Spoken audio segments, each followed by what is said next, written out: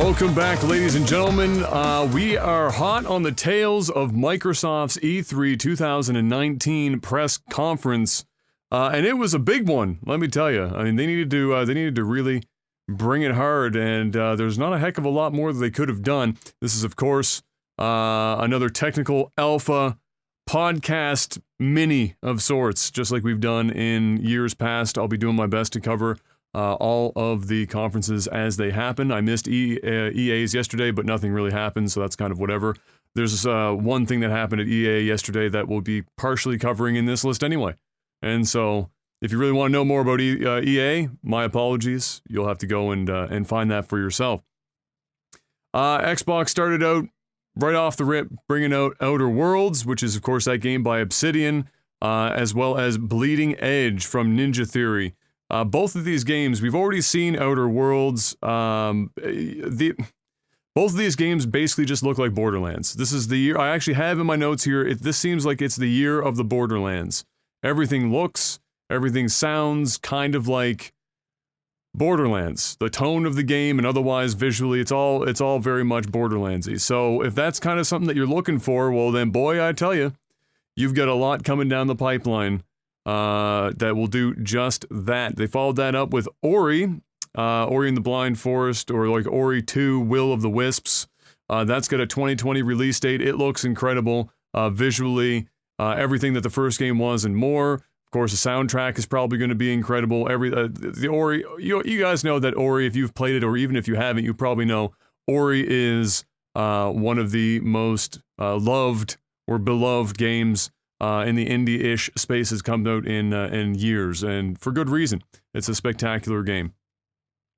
After that, we got the first plot twist of Microsoft's press conference.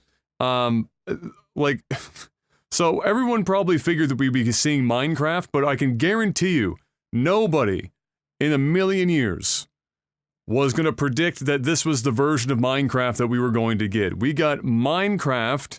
What do they call it? Minecraft Dungeons. And it is quite literally Diablo Minecraft.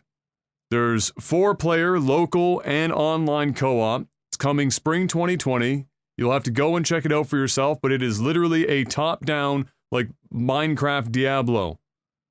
It's wild. I'm not gonna lie, it kind of looked good. I can't, like, it... I'm not sure who decided that was something that needed to exist, but I feel like it's probably going to make some money, even if it's only just partially okay. And it looks like it was more than partially okay. You know, for a first look, it looked good.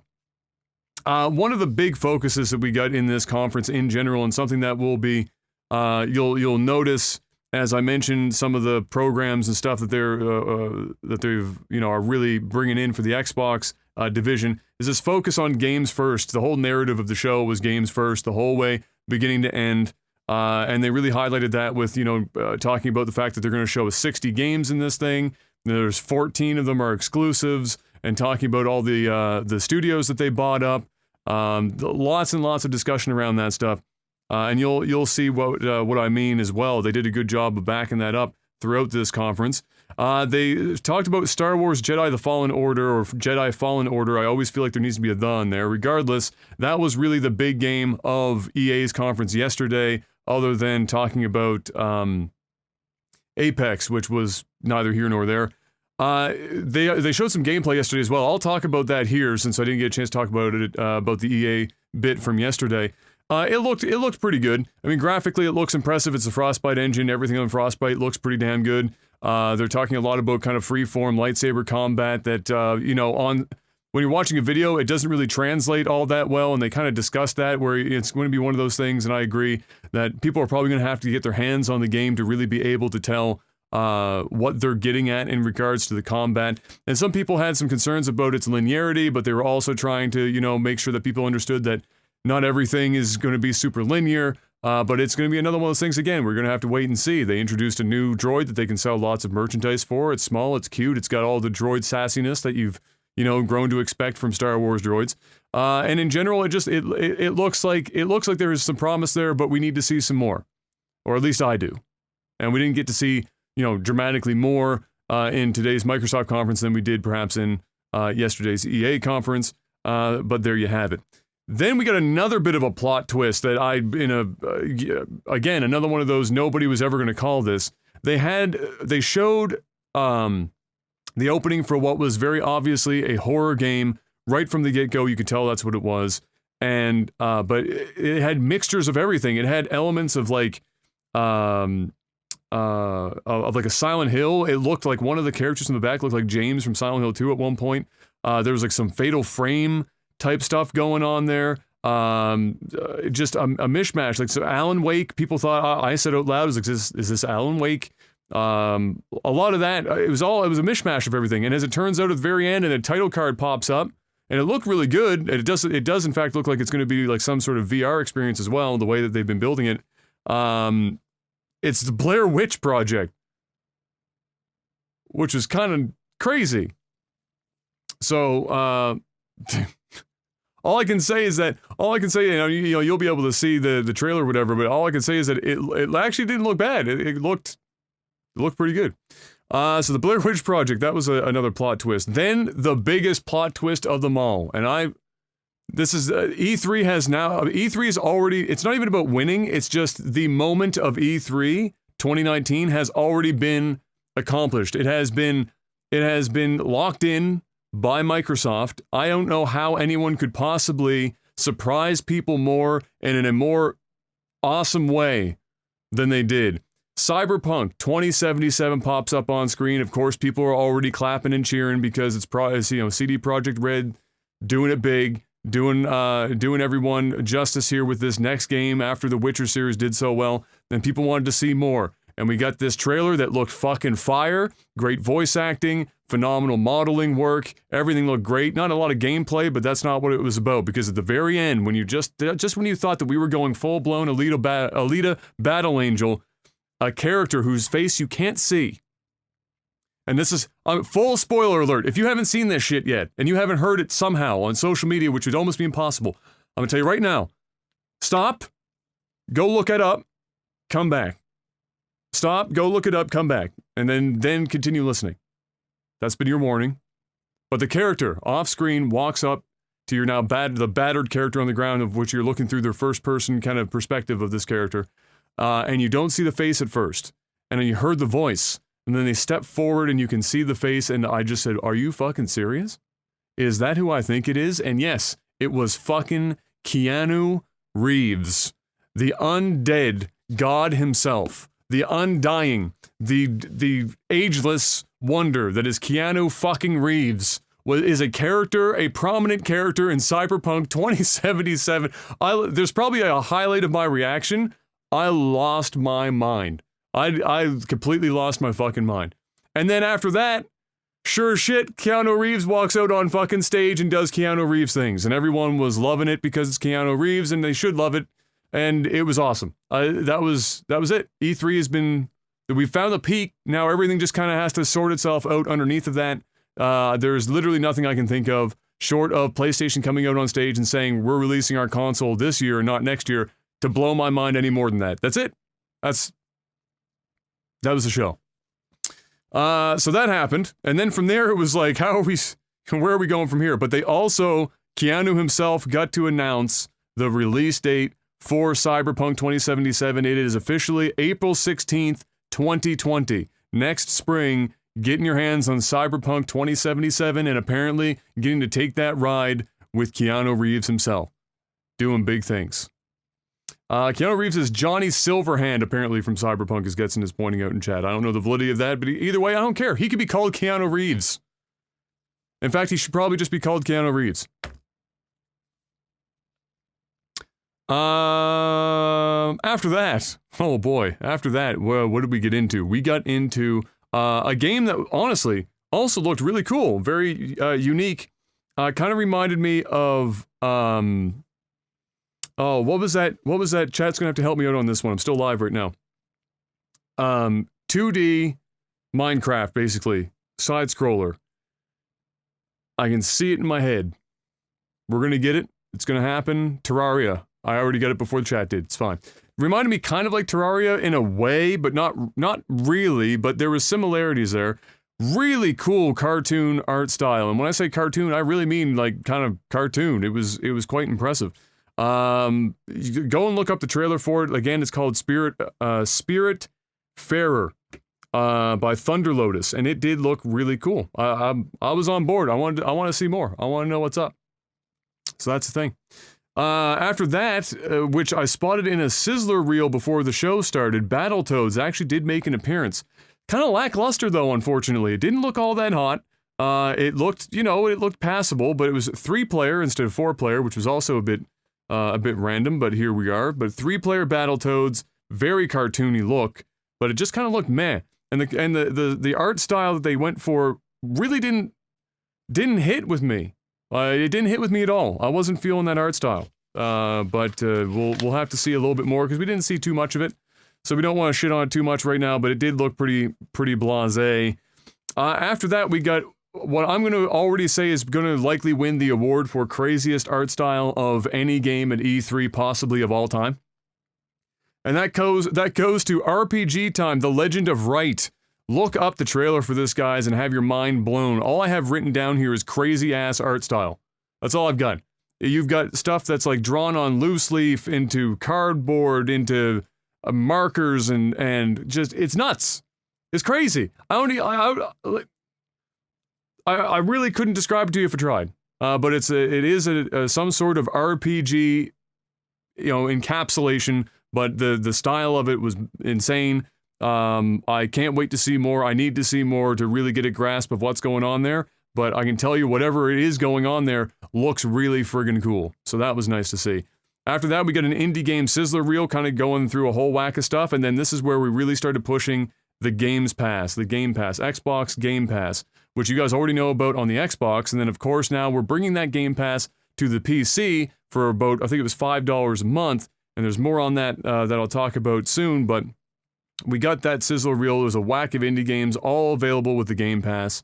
And then we spun that into talking about a couple more high-profile games that we're going to get on Game Pass before they moved on. And those games were Batman Arkham Knight, Metro Exodus, Hollow Knight, and Borderlands The Handsome Jack Collection, all available right now, apparently, on Game Pass.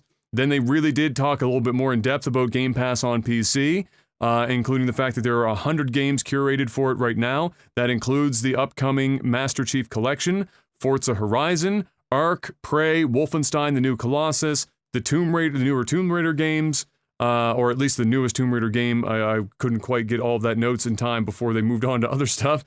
This is all coming through on the PC with a brand new Xbox app on Windows. So hopefully this means that the current iteration of the store is gone because we all hated it and it's bad. Hopefully they can turn that around. They really do need a better storefront, so let's hope that this new one is better. And then they announced Game Pass Ultimate, which is going to be something else that I'm going to want to touch a little bit more on as well. Game Pass Ultimate gives you Game Pass on the Xbox, Game Pass on the Xbox, Gold Xbox Live subscription, and Game Pass on the PC for $14.99 US a month. The amount of value there is kind of fucking mind-boggling, honest to God. That shit's crazy. It's crazy. Anyway, you can look more into that if you want, but that's the long short of the Game Pass Ultimate. But I will tack this on. I'm not 100%, but based on some of the language that they were using around some of the other games that we're going to get to here in a bit when I get to talk about them, is that it seems like a lot of stuff that you would normally get as pre-order bonuses, if the game is going to be available through Game Pass, if you have Game Pass Ultimate, you're going to end up with those same pre-order bonuses. Now, I don't know if that will also happen if you just have the standalone, PC Game Pass or whatever, but it sounded like you have to have the Ultimate version, and if you do go all in with them, then it seems like that's going to be where they're going to get you for more pre-order bonuses, which, again, at $15 a month, fuck, I mean, I'm not even sure how that can't be value. That has to go up. That has to go up in price at some point. I don't understand it. Flight Sim got shown off like a rebooted name. It was no date or anything attached to it. Just Flight Sim. But it is what it is. It looked fantastic. and it kind of looked like it was hinting at, like, some multiplayer or something. At least it looked like it, but didn't say anything in specifics. Anyway, regardless, even if it wasn't, it looks great.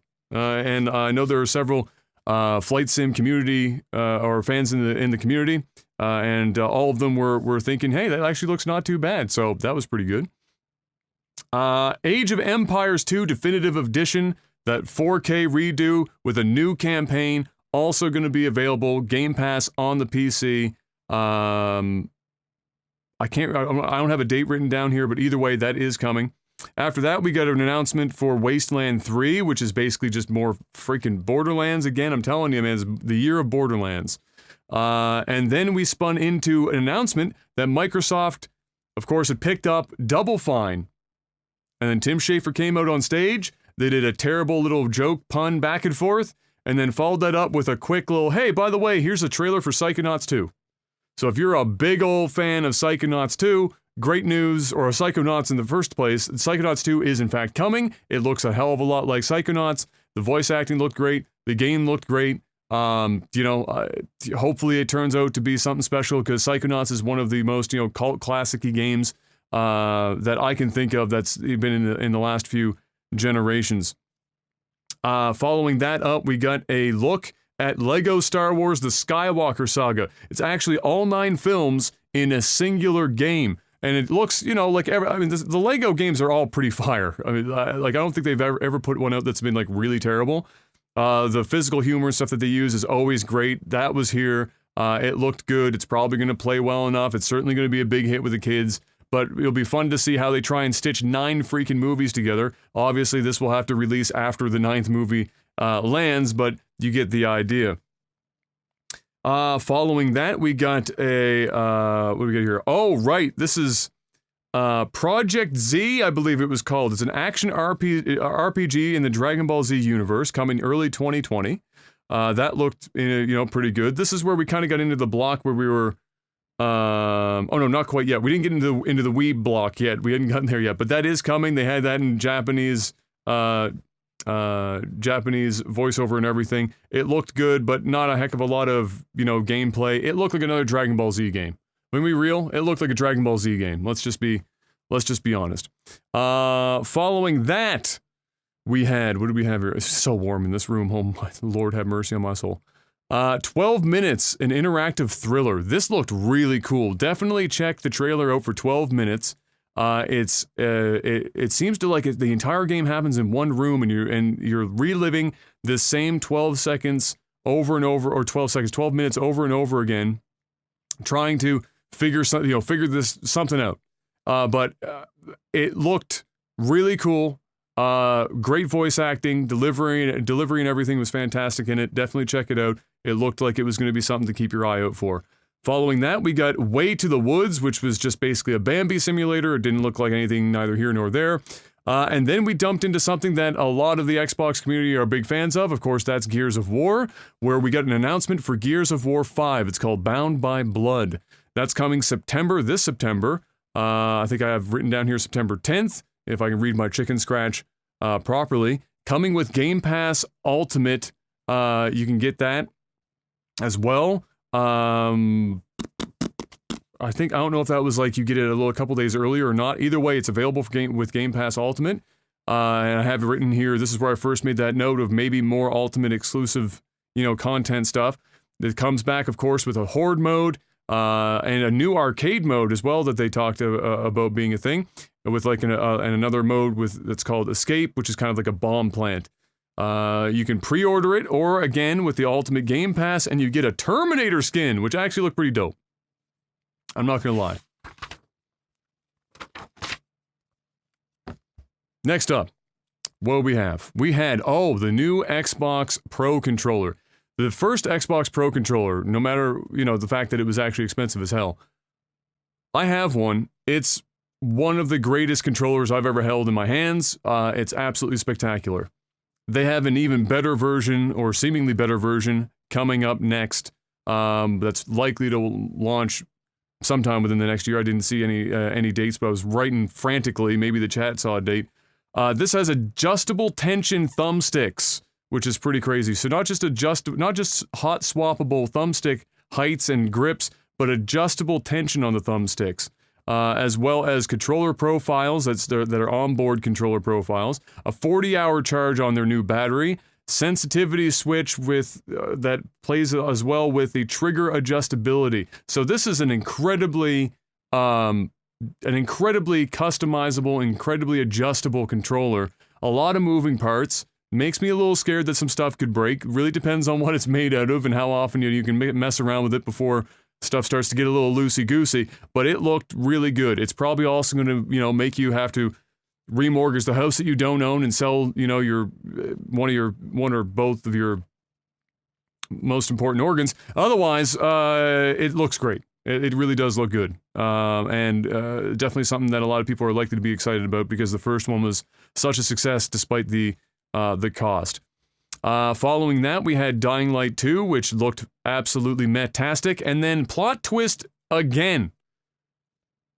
There's always Forza content at these Microsoft events for E3, but this was not the Forza content anyone would have ever expected, and at the same time, everyone was super hyped because it looks absolutely fire.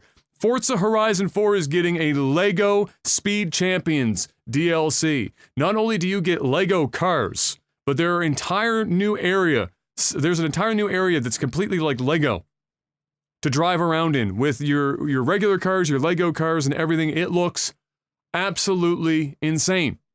I'm on. And not only that, you don't have to wait all that long. June 13th. Shit's out this week. Incredible. Definitely check out the trailer for that. That took everyone by surprise. It looks really, really good, especially if you're already into Forza in the first place or driving games. Definitely go check out the trailer for that. It was quite something. Then we got a weak-ass follow-up with some sort of weird, although I was happy, this was the only real mobile game that we saw. Mobile Funko Pop Gears game, which basically just looked like some sort of Clash Royale thing. Following that, another week saw State of Decay 2 Heartland. Looks old and dated, and not in a good way. But it's available now through Gamepass. And then we had, this was another interesting thing. So when Jeff and I were talking on the podcast the other day about what we thought was going to come out of the Sega announcement, our hopes were to have Jet Set Radio Future, but I mentioned that it's probably more likely that we'd get something like a Phantasy Star. And sure as shit, here it is. Phantasy Star Online 2 coming to the Xbox and PC, free to play, spring of 2020. 2020. It's coming 2020. And it looked great. It has cross-play for the Xbox, so that you're going to be able to play cross-platform there as well, and completely English done up and everything. It looked great. Also, after that, this was kind of like the small weed block. We had Crossfire X from Smilegate. Now, the original Crossfire game is kind of like the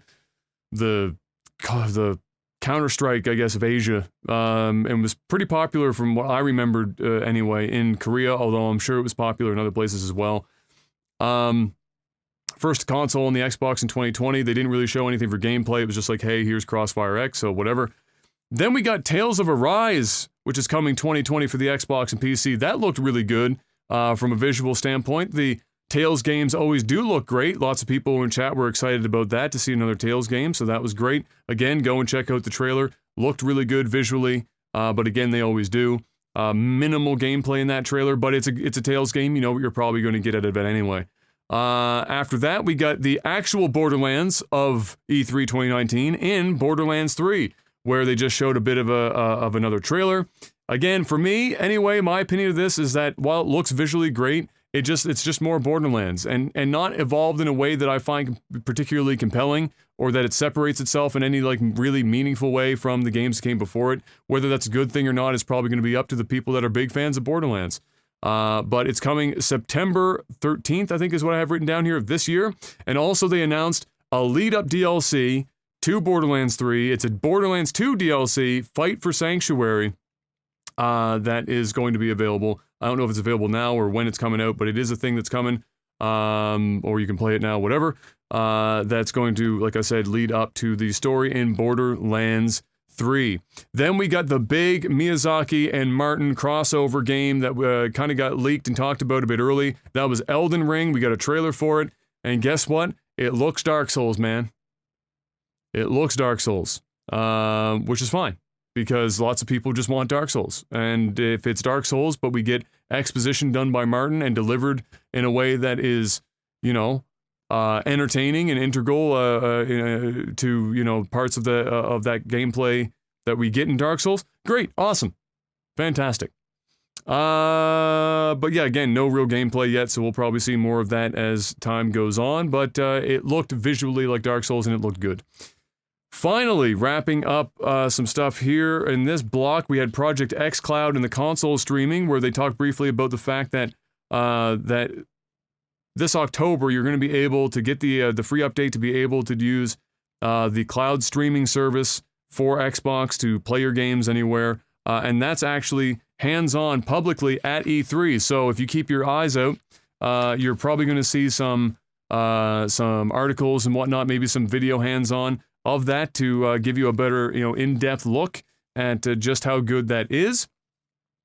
And then we got the big stuff. We got into the big two, at least from Microsoft's perspective. We talked a bit about the next Xbox, which got confirmed for holiday 2020. They went over briefly again some specs. They're just running big numbers out there to really get people going. It's a custom board based on Zen 2 and Navi, just the same as PlayStation's next console. Now, what customizations both consoles got, or if they're the exact same customizations, we're not going to know right away. Are they probably going to be the same? There's a possibility, but I doubt it. They're probably going to be performing pretty damn close, though. Regardless, they talked up about the GDDR6, you know, for video memory. They're saying that it is 4 times more powerful versus the Xbox One X. Now, I don't know in what metric they're making that happen, but that's a hell of a statement to make because the Xbox One X is actually a pretty potent console at this current time. They also talked, of course, about the ray tracing that's hardware accelerated, which is kind of AMD's offering, not necessarily the RTX stuff that we're getting out of NVIDIA. And, of course, also talking about the SSD, which is what, Sony has been talking about theirs for a few weeks now, really talking up the SSD stuff. Microsoft talked about the SSD, but also talked about using it as virtual RAM in an attempt to really speed things up in other ways as well, which I'm going to have to wait for Digital Foundry to eventually get their hands on that and really talk about it before I would be able to, you know, even have a hope of explaining to you more than that. That's just what I heard and what they've been talking about. And again, holiday 2020 for that. Launching alongside of that new console is Halo Infinite. This is what they wrapped up the entire presentation with. They said, hey, you know, the reason why you bought the original Xbox was largely because of Halo. Well, here you go. Next Xbox is coming, and we're going to be launching Halo Infinite alongside of it. We got a trailer. It looked great. You get, I don't want to spoil it, but you know, I'll do it. I guess I'll just say it anyway. You do get to see Master Chief, and you get a little bit of information. The voice acting was great. Visually, it looked fantastic. They hit you with a couple of nostalgia bits with some of the sound effects that you heard. Yes. Oh, thanks. And that was it. My food has just arrived, so I'm going to wrap it up there, guys. But thank you very much. Stay tuned here to the RSS feeds and otherwise, or the live stream, twitch.tv/NovaWar to see the rest of this E3 stuff as I can provide it. And until I see you there, peace.